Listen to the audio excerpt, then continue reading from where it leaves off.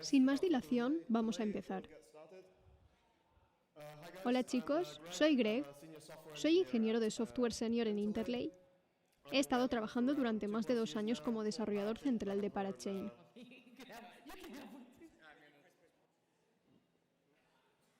¿Qué era eso? Vale, sí, desarrollador central de Rust en la Parachain InterBTC y el Vault Client asociado, del que hablaré un poco hoy. Mayormente en Rust, como dije, en algo de investigación también, en la dirección de producto. Pero he estado trabajando con SubXT, probablemente una de las partes más subestimadas del ecosistema de Polkadot desde el principio.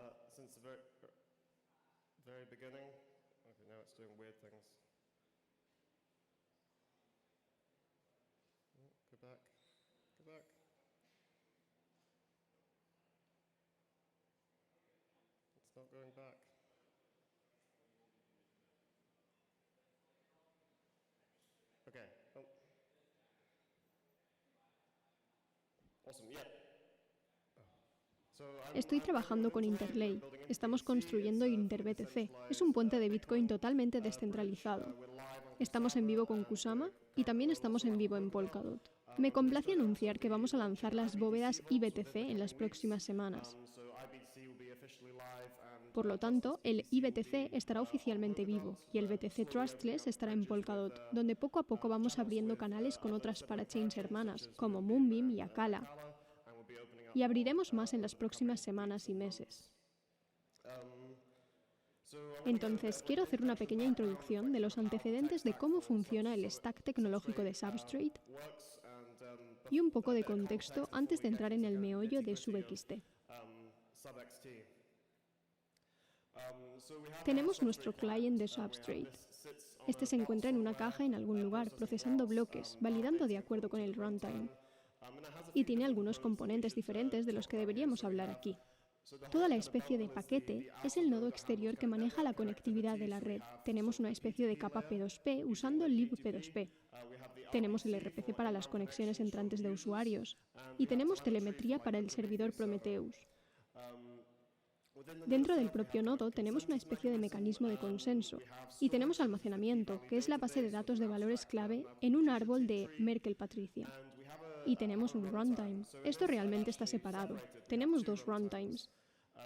Tenemos el runtime nativo, que es el que está integrado en la plataforma nativa, y tenemos el runtime de Wasm. Este es el que se almacena en cadena y nos permite hacer cosas geniales, como actualizaciones forkless. Vamos a alejarnos un poco más hacia cómo buscamos consultar este nodo. De nuevo, tenemos este runtime que es nativo o Wasm.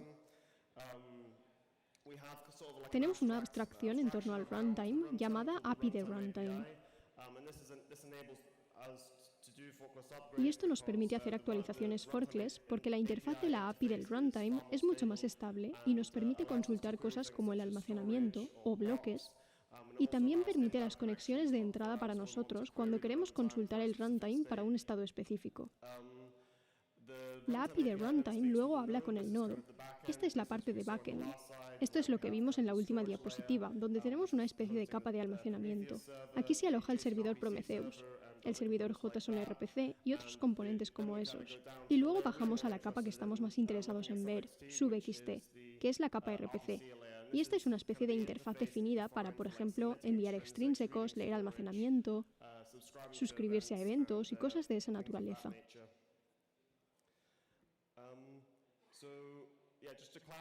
Solo para aclarar un poco lo que es el runtime. El runtime es este tipo de lógica de negocio de una parachain. Es la función de transición de estado. Es una especie de conglomerado de muchas cosas diferentes que llamamos paletas. Y voy a discutir un poco más lo que son las paletas enseguida. En el ejemplo aquí tenemos la paleta de balances. La mayoría, si no todas las parachains e incluso la relay chain, tendrán el módulo del sistema. Estos son las cosas centrales, manejo de eventos, etc.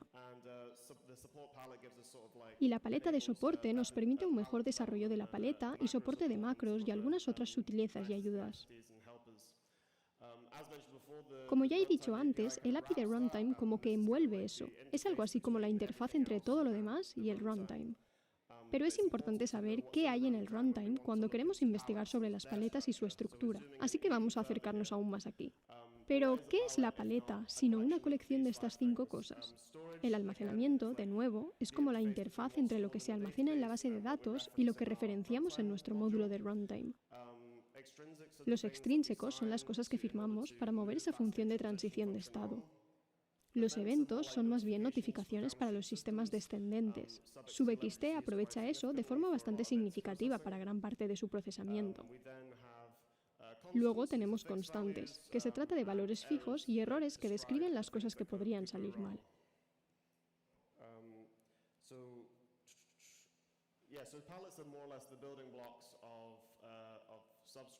Las paletas son más o menos los componentes básicos de Substrate y los runtimes, y normalmente se agrupan las funciones comunes relacionadas, y tipos específicos y cosas de esa naturaleza. Y una cosa que me gustaría mencionar es el tipo de información y tipos autodescriptivos. Esto es especialmente importante en la última encarnación de SubXT, lo que nos permite generar más código y compilar aserciones de tipo sobre lo que esperamos leer y escribir en nuestro nodo. Hablando con el nodo, hemos mencionado esta capa RPC. Queremos ver específicamente que Substrate utiliza JSON RPC 2.0, por lo que es como tener un método y una sintaxis de parámetros. JSON RPC, por supuesto, es un protocolo RPC ligero para definir varias estructuras de datos y el tipo de protocolos en torno a su manejo.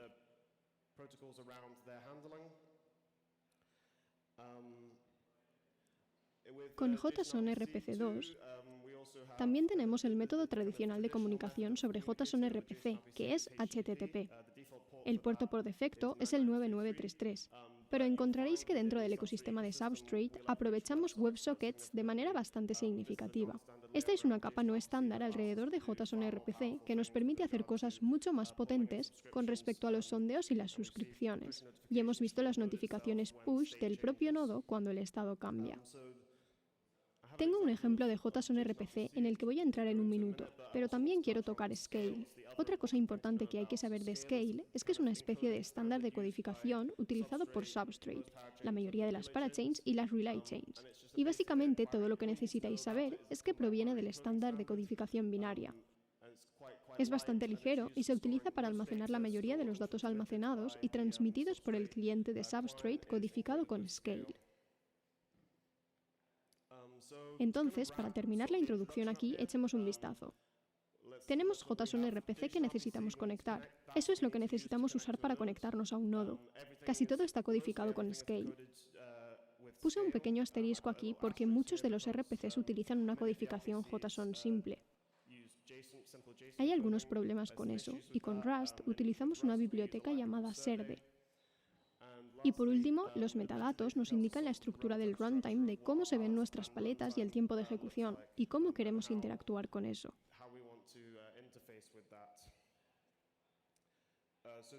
Entonces, volviendo atrás, este es un ejemplo de cómo utilizarías manualmente JSON RPC, por ejemplo, por lo que es un curl para leer los metadatos. En un momento vemos que hay una pequeña herramienta, un CLI de SubXT, para descargar estos metadatos, y básicamente hace esto. Obtenemos esto directamente del nodo usando el proveedor HTTP, y luego solo hay un pequeño fragmento aquí diciendo, bien, devuelve el resultado codificado en hexadecimal y luego lo decodificamos en estos metadatos de runtime, que luego podemos utilizar para algunas cosas interesantes. La otra cosa que también quiero mostraros un poco es el almacenamiento de lectura. Este es el clásico ejemplo de interacción con un nodo manualmente, haciendo un stage get storage. Para recuperar el valor de clave correcto del almacenamiento, necesitamos crear el nombre de clave apropiado, y de esto se encarga SubXT. Tomamos el nombre de módulo, la concatenación del nombre del módulo y el nombre del almacenamiento para leer un valor de almacenamiento. Pero si tuviéramos que leer un mapa de almacenamiento o un mapa de almacenamiento doble, podríamos truncar campos adicionales además de eso. Y de nuevo, SubXT se encargará de todo esto por nosotros. Pero vale la pena saber que eso es lo que se produce en la parte de atrás. Entonces esto nos lleva finalmente a lo que queremos obtener de este taller, que es cómo construimos clientes que interactúen con Substrate. Y podemos usar algo llamado SubXT.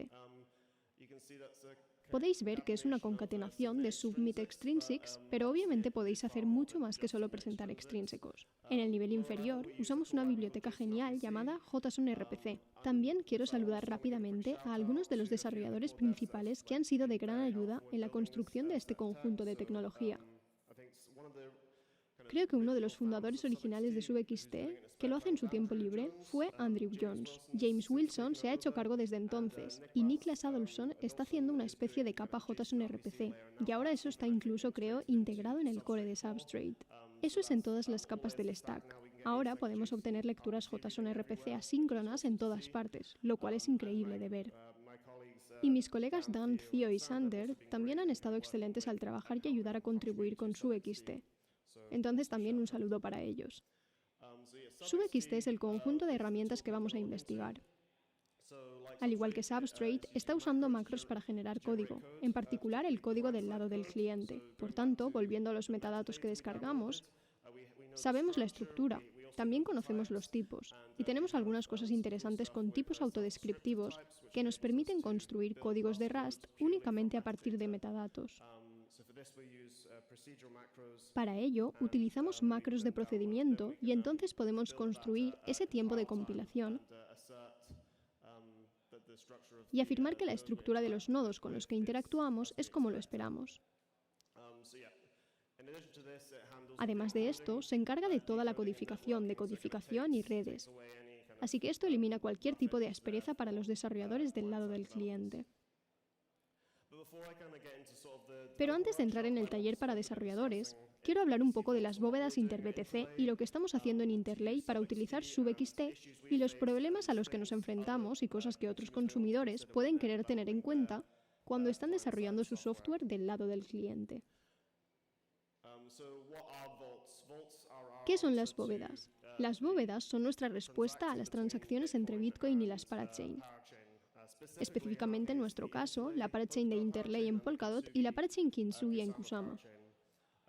Las bóvedas son intermediarios colateralizados y tienen un número de funciones tanto incentivadas como no incentivadas. El incentivo es la custodia de Bitcoin en la red de Bitcoin y demostrar a la parachain que han realizado transacciones de la manera que esperamos.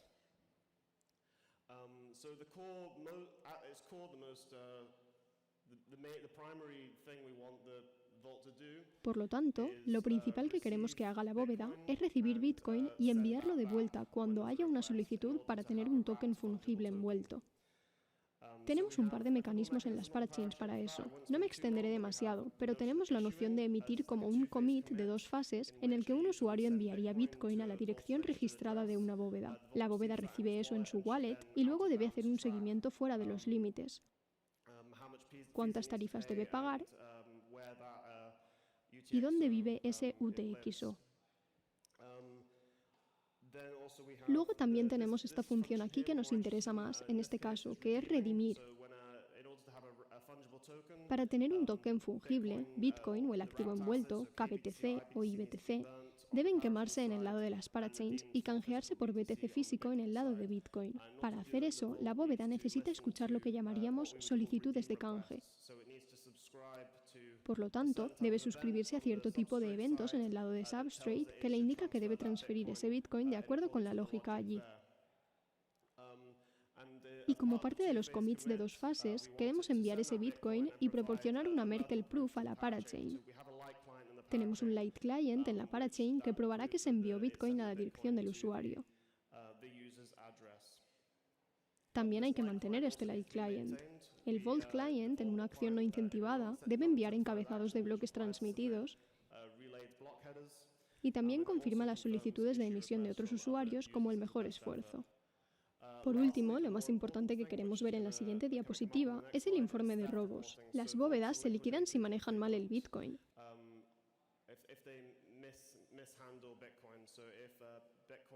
Si el Bitcoin se gasta sin la condición de aprobación en el lado de la parachain, entonces ellas pierden sus posesiones de colateral y así es como se diseña el protocolo Xclaim.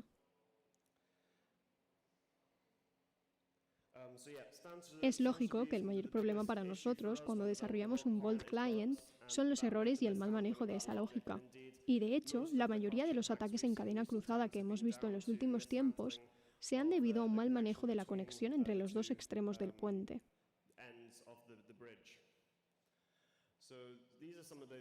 Así que estos son algunos de los errores más grandes o más interesantes que hemos encontrado durante los últimos años a través de nuestras fases de prueba, sobre todo en relación a la liquidación y al mal manejo de Bitcoin. Y estos son problemas específicos de nuestro desarrollo con SubXT y cosas de las que no nos dimos cuenta o hicimos mal. Un poco más tarde en el taller entraré en formas más descriptivas para que podáis mejorar vuestra experiencia de desarrollo con SubXT. Pero aquí se resumen algunas de ellas. El primer problema que vemos aquí, descubrimos que por defecto SubXT no escucha eventos finalizados, por lo que los bloques se producen y no están inmediatamente finalizados. Entonces descubrimos que simplemente suscribiéndonos a eventos, escuchamos los bloques que se revirtieron y actuamos sobre una información que ya no era válida. Entonces esto significa que si tuviéramos que procesar el pago de Bitcoin en el lado de Bitcoin, de acuerdo con un evento que ya no existía, bueno, esa bóveda podría liquidarse por robo. Asimismo, descubrimos que teníamos cierta lógica de reinicio y descubrimos que las bóvedas procesaban eventos duplicados al reiniciar, por lo que cuando la bóveda fallaba y se reiniciaba, nos suscribíamos a una altura de bloque anterior, o simplemente nos suscribíamos a la altura de bloque actual, y eso no siempre tomaba +1. Podría reprocesar accidentalmente eventos procesados. Y una de las cosas que debería haber mencionado con el Vault Client es que no tiene estado. Se basa en los estados que lee de la parachain y de la red de Bitcoin. Estamos buscando la posibilidad de cambiar eso, pero esto lo decidimos. Creo que siempre esperamos el siguiente bloque para seguir procesando, pero este fue uno de los principales problemas que enfrentamos desde el principio. Por último, encontramos uno más interesante de nuevo con nuestro manejo de las reconexiones y reinicios. Descubrimos que al reiniciar no desconectamos las tareas secundarias. Entonces, una de las cosas que voy a mencionar como la mejor práctica es analizar el manejo de reconexiones y servicios falibles, de los cuales el RPC de Substrate puede ser uno. Y lo que hicimos aquí es que reiniciamos nuestro servicio interno de bóveda, pero fallamos al desconectar las tareas secundarias, que ya estaban procesando los pagos de Bitcoin, por lo que nos faltó un poco de atomicidad ahí. Y lo que eso significaba era que si tenías mala suerte con el tiempo y el JSON RPC se desconectaba en el punto exacto, es posible que la nueva tasa sobre la transacción de Bitcoin aún no se hubiese hecho. Puede ser que hubiese estado a punto de procesarse y que no hayamos realizado el pago antes de pasar al siguiente pago de Bitcoin. Entonces eso fue un problema, y descubrimos que algunas bóvedas fueron liquidadas en nuestra testnet debido a ese error. En este momento estamos haciendo más cosas interesantes. Estamos agregando, como con Substrate, estamos agregando métricas de Prometheus para que los operadores de bóvedas puedan monitorear exactamente lo que está haciendo su bóveda. También tenemos una nueva política de envío de transacciones de mejor empeño, basada en el feedback de los usuarios, por lo que no siempre seleccionamos el que se transmite, por ejemplo, sino que transmite bloques en base al mejor esfuerzo. Y lo que hicimos allí fue que, para ahorrar en tarifas de transacción desperdiciadas, tuvimos una decisión fuera de los límites sobre cuándo una bóveda en particular debería intentar enviar un bloque de Bitcoin o algunas de estas transacciones de mejor esfuerzo para que no estuvieran como spameando la cadena. Y también hemos mejorado nuestro control de versiones y tiempos de espera, por lo que tenemos mejores políticas de reintento allí. El siguiente paso para nosotros es hacer que el Vault Client realmente tenga un estado, y esto debería aliviar una gran cantidad de preocupaciones que hemos visto en nuestras fases anteriores e incluso en nuestra red canaria. También queremos suscribirnos a las actualizaciones de runtime. Actualmente, las actualizaciones de runtime forkless nos dan un poco de dolor en el lado de la bóveda, porque todo es nativo, lo que significa que no podemos actualizar sobre la marcha. Hay muchas operaciones por las que necesitamos interfaces compiladas estáticamente. Así que lo que vamos a investigar es, en primer lugar, vamos a analizar la creación de una especie de proceso asesor que, en última instancia, actualice el nodo de acuerdo con la lógica de parachain.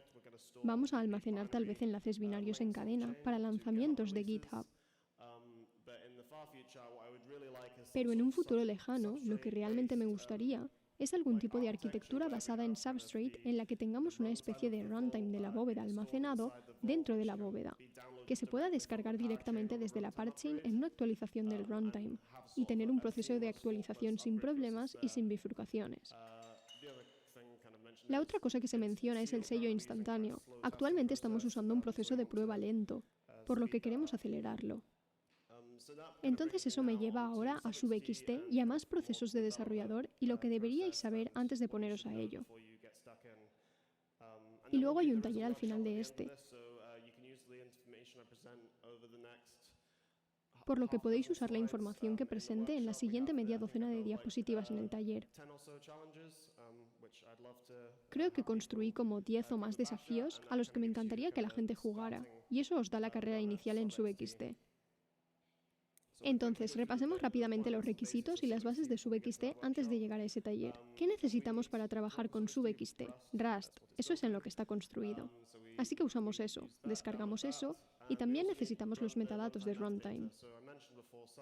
Como mencioné antes, SubXT viene con un CLI que podemos utilizar para automatizar el proceso de descarga y decodificación de los metadatos que se utilizan para la generación de código, por lo que yo recomendaría hacer eso. También podéis hacerlo manualmente. No lo recomendaría, pero es necesario para el siguiente paso, que es la inicialización o la anotación del módulo.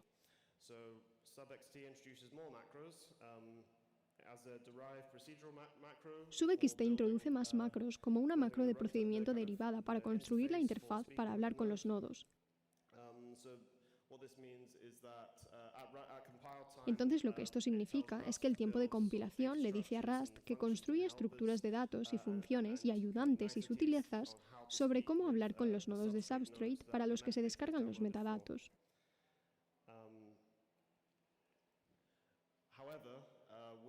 Sin embargo, con los nuevos metadatos de tiempo de ejecución V14 y los tipos autodescriptivos, es posible que no tengamos algunas de las sutilezas de la implementación fuente, por lo que podemos sustituir algunos tipos.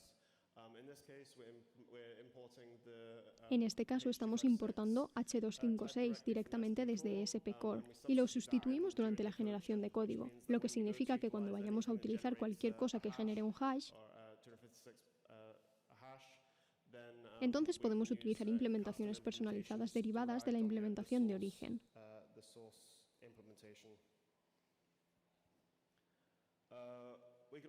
También podemos añadir derivados personalizados para los tipos autogenerados. Tenemos varias formas de hacerlo. Podemos derivar para todos los tipos. En este ejemplo estoy derivando equal y partial equal para esos rasgos Rust para la mayoría de los tipos generados automáticamente por SubXT. Y también podemos derivar para un tipo específico. Entonces, en este caso, para el tipo de balance, quiero derivar order y partial order. No hará nada porque, al fin y al cabo, el alias está integrado directamente en Rust. Pero en este caso es interesante hacer referencia. Y todo eso se compila en tiempo de compilación. Ahora vamos a ver cómo realmente construir y conectar nuestros clientes SubXT. Podemos importar el constructor de clientes desde la fuente SubXT y luego creo que por defecto utiliza la conexión WebSocket porque cosas como las suscripciones de eventos y la verificación de la inclusión de transacciones no son posibles de hacer a través de HTTP. También mencionaría que el cliente, el uso de SubXT en sí mismo, es genérico, por lo que puede hacer algunas cosas interesantes. Puedes reemplazar eso con cualquier cosa. No tiene que ser un proveedor de WebSocket. Podrías construir tu propia interfaz allí.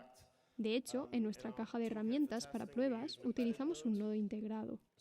Entonces, debido a que Substrate es Rust y SubXT usa Rust, podemos eliminar al intermediario de tener que inicializar las conexiones de WebSocket y hacer redes allí y simplemente hablar con un nodo directamente. Y creo que en nuestro caso hace que las pruebas sean más fáciles, porque siempre puedes borrar el estado después del final de cada prueba.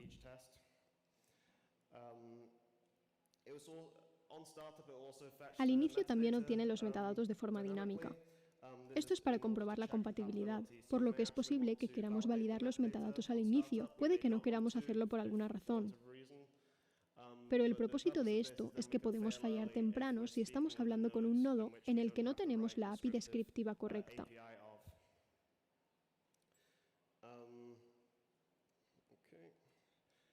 Ahora vamos a entrar a ver lo que podemos hacer con el cliente. Lo primero que me gustaría señalar es el almacenamiento de la lectura. Debo mencionar que con SubXT todo se deriva para ti en tiempo de compilación. Y tenemos una referencia al cliente en algunas de estas API. La API de runtime está obteniendo la API de almacenamiento que está en un módulo secundario del código autogenerado. Y luego, para obtener un nombre de almacenamiento, a diferencia del ejemplo manual que di antes, donde tienes que derivar el elemento de almacenamiento manualmente, la generación de código de SubXT en realidad nos da esto. Entonces podemos llamar a la paleta y storage item name. Creo que una sugerencia para uno de los talleres es que en un ejemplo podríamos querer obtener el saldo de una cuenta. Y lo que hacemos aquí es que el nombre de la paleta, en ese caso podría ser saldos o incluso sistema. Y luego el elemento de almacenamiento serían cuentas o saldos quizás. Quiero decir, podríamos terminar los argumentos aquí. Nuevamente, si tienes un buen ID de Rust, es posible que te proporcione un autocompletado aquí, pero tendríamos que proporcionarle como una ID de cuenta si tuviéramos que leer ese campo de almacenamiento o mapa de almacenamiento. Y la otra cosa a tener en cuenta es que... Lo siento, tengo notas porque hay mucho que saber sobre SubXT. Es que también podemos darle el hash de bloque. Entonces podríamos querer consultar el elemento de almacenamiento a una altura determinada del bloque. Y esto funcionará si tienes un nodo que almacena varios encabezados de bloque. Puede fallar si el nodo está algo recortado. La mayoría de las lecturas de almacenamiento permiten dar este hash del bloque. De hecho, la mayoría de las llamadas RPC también permiten especificar el hash del bloque y creo que es muy importante saberlo. Con la generación de código Rust aquí, en realidad no puedes darle ninguno, y el API de SubXT simplemente buscaría el último hash de bloque y lo usaría. O de hecho, creo que en realidad codificaría en nulo y Substrate lo interpretaría como la altura más reciente. Creo que siempre sería la última, por lo que en realidad podría no ser la altura final. Así que es algo a tener en cuenta. Otra cosa interesante a tener en cuenta aquí es otra de las derivaciones de tipo. Las construcciones de generación de código lo que nos brindan son guiones bajos eta, para que podamos iterar mapas de almacenamiento. Esto significaría que no tenemos que darle un argumento de ID de cuenta y vamos a recuperar como una lista de entradas de datos en un mapa de almacenamiento, por ejemplo. Y también podemos hacer esto con mapas de almacenamiento doble, etc. A continuación tenemos las constantes. Todos deberían saber lo que son las constantes. Son simplemente constantes, excepto que no siempre... De hecho, creo que SubXT descarga las constantes dinámicamente desde los metadatos del runtime. Sin embargo, el generador de código estático lo recomienda, por lo que sabes a qué apuntar cuando estás codificando en Rust y antes de compilar ese binario. A continuación, eventos. Para que podamos suscribirnos, en este ejemplo estamos consultando eventos en un hash de bloque específico. Una vez más, esto puede fallar o no, dependiendo de si el nodo almacena suficientes bloques. Pero luego, en este ejemplo, solo recopilamos todos los eventos en ese bloque. Podríamos hacer lo que queramos con ellos.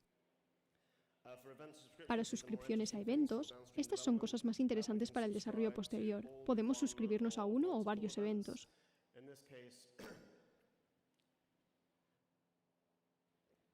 En este caso, nos estamos suscribiendo a este evento de eventos de paleta de runtime. Entonces es un solo evento, por lo que cada sondeo de la suscripción aquí imprimirá eso en el evento. Vale la pena señalar que al suscribirse aquí también te estás suscribiendo a los últimos bloques no finalizados. Así que si quieres escuchar los eventos finalizados, tendrás que etiquetarlo en guión bajo, finalizado.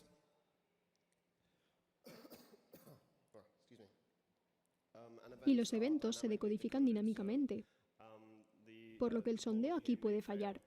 Creo que en realidad en este caso me equivoqué. El evento es un resultado, por lo que probablemente querríamos manejar eso. Pero de todos modos simplemente imprimiría el resultado allí. Ahora, el asunto principal de SubXT es enviar extrínseco. Para ello necesitamos un firmante que no hemos necesitado antes. Podemos utilizar una cantidad de primitivas cripto diferentes para ello. Creo que el que se admite por defecto es SR25519, Snorkel Ristretto. Y podemos construir, como en este caso, podemos usar el tipo predeterminado de conjunto de cuentas de prueba. Podemos usar Alice, y eso se utiliza para codificar y firmar la transacción.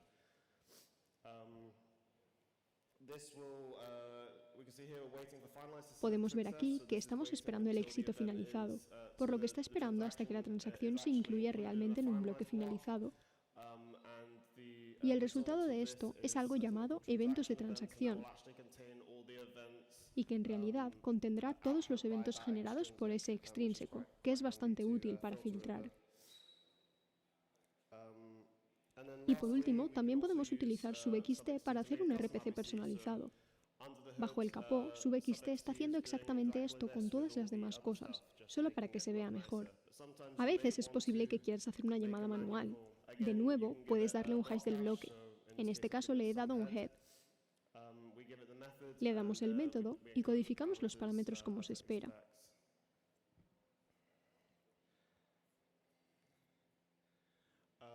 Y luego, lo más importante para llegar a una conclusión, a SubXT le encantan las macros como substrate, por lo que no estamos viendo un menor uso de macros en todo el ecosistema.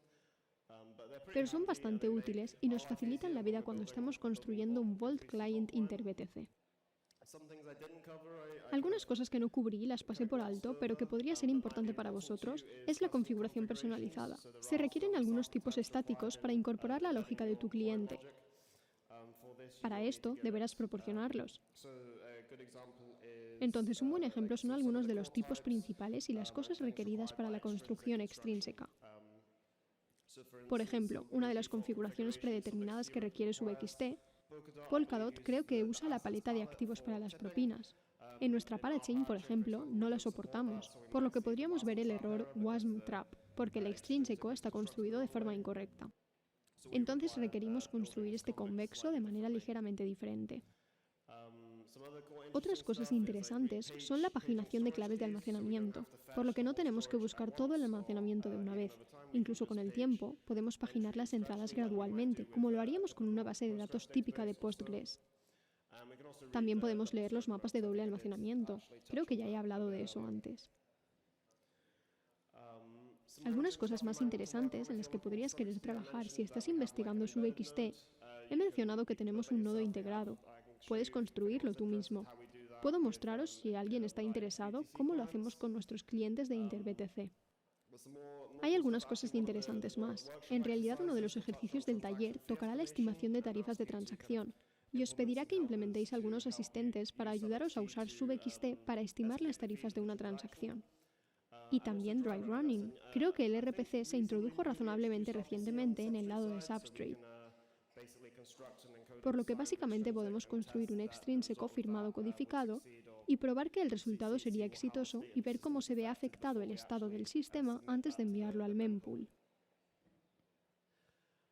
Creo que con el resumen de las bóvedas InterBTC ya he tocado algunos de los riesgos a los que te puedes enfrentar en el desarrollo del cliente. El primero es la finalización. Así que creo que en la guía para desarrolladores mencioné algunos puntos en los que es posible que desees verificar el finalizado frente al no finalizado. No existe un valor predeterminado, ya que el consumidor puede querer hacer cosas diferentes según el objetivo final. Pero vale la pena señalar que si está actuando en eventos del sistema de respuesta, deberás verificar que estén finalizados o que esos bloques estén finalizados. Otro problema que hemos visto es la mortalidad de las transacciones. Las transacciones, tal vez después de ser enviadas, pueden bifurcarse. Entonces, para eso, en realidad debería mencionar esto en la construcción extrínseca, pero puedes dar ciertos parámetros que incluyen una propina. Y también la mortalidad de la transacción, para que puedas decir cuánto tiempo quieres que sea válida. A falta de esto, es posible que también quieras reutilizar los nonce o hacer un mejor manejo. También mencionaré eso en un segundo. Pero eso debería evitar que ingresen transacciones adicionales cuando aún se pueden incluir las originales que fallaron. También hemos visto una serie de errores con JSON RPC y luego SubXT por relación con los tiempos de espera. Y si estás realizando tareas particularmente intensivas en CPU, entonces por nuestra parte, obviamente nos suscribimos a eventos y luego interactuamos con Bitcoin, que es intrínsecamente lento. Eso provocó que no leyéramos muchas secuencias a su debido tiempo. Y los buffers a menudo se llenaban y fallaban en el cliente. Así que vale la pena señalar que es posible que desees asegurarte de que estos no están bloqueados de ninguna manera y que puedes seguir sondeando y ejecutando tu lógica contra estos.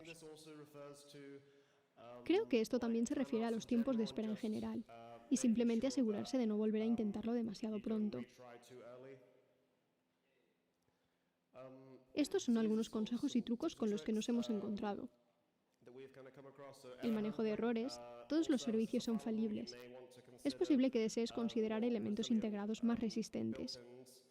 Así que tenemos una especie de lógica de reconexión ahora. Esto ha causado algunos errores, pero al fin y al cabo, si nuestro servicio de bóvedas está destinado a funcionar las 24 horas del día, los 7 días de la semana, los 365 días del año, debemos asegurarnos de que cuando falle, sea por una muy buena razón y que pueda seguir procesando eventos a pesar de los problemas con la parachain. El nonce de la transacción, como acabo de mencionar. Es posible que queramos rastrear eso e incrementarlo, o mantenerlo igual en determinadas situaciones, por lo que si estás volviendo a presentar un extrínseco que potencialmente falló, pero puede seguir incluyéndose, es posible que queramos reutilizar ese nonce. Pero en el caso de que se presenten transacciones concurrentes, creo que ahora hay un poco de manejo en SubXT para esto, pero es posible que desees realizar un seguimiento de eso en el consumidor de tu cliente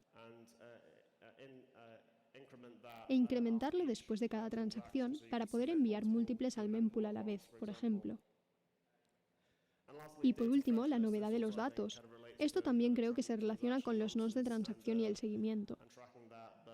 Pero debes considerar cuándo almacenar datos en caché, especialmente cuando actuar sobre datos obsoletos puede ser costoso. Otra cosa que queremos hacer con el Vault Client en realidad es ejecutar en seco todas las transacciones antes de enviarlas.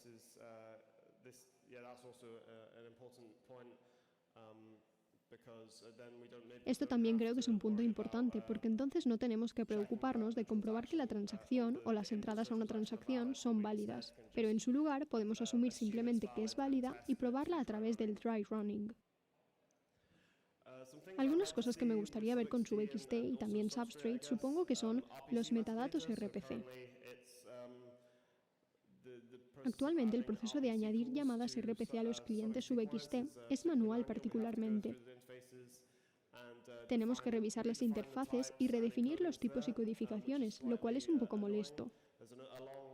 Hay un tema abierto disputado durante mucho tiempo que puedo señalar si estáis interesados, pero me encantaría ver algo de trabajo en eso. También nos gustaría algunos RPC para suscribirse a los cambios de almacenamiento, por lo que podemos hacer algunas cosas interesantes allí. Y por último, tenemos algunos servicios que nos gustaría desconectar para permitir el envío y la visualización simultáneos. Actualmente no es posible firmar y enviar una transacción sin ver directamente el resultado. Lo que nos gustaría ver es alguna forma para enviar eso a través de, tal vez, un servicio externo y ver el ID extrínseco o hash. Pero eso no es posible actualmente, por desgracia. Y dicho esto, me gustaría pasar al taller. Es un formato un poco raro, así que no sé cómo funciona esto, pero he creado un código al que podéis ir. Seguís el código QR o podéis clonar el repositorio. Y eso tiene unos retos de Rust geniales, con SubXT. Creo que fueron unos 10 los que agregué. Así que sentíos libres de meteros en ellos, donde sea que estéis, y estaré feliz de echar un vistazo a cualquier problema o desafío que tengáis con eso. Y gracias por escuchar.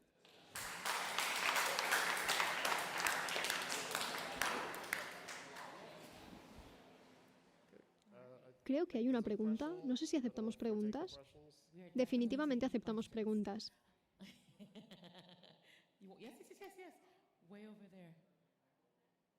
Una persona que ha estado aquí antes. Hola, gracias. Tengo una doble pregunta. Una es que básicamente ya tenemos un SDK oficial, que es Polkadot JS, JavaScript SDK.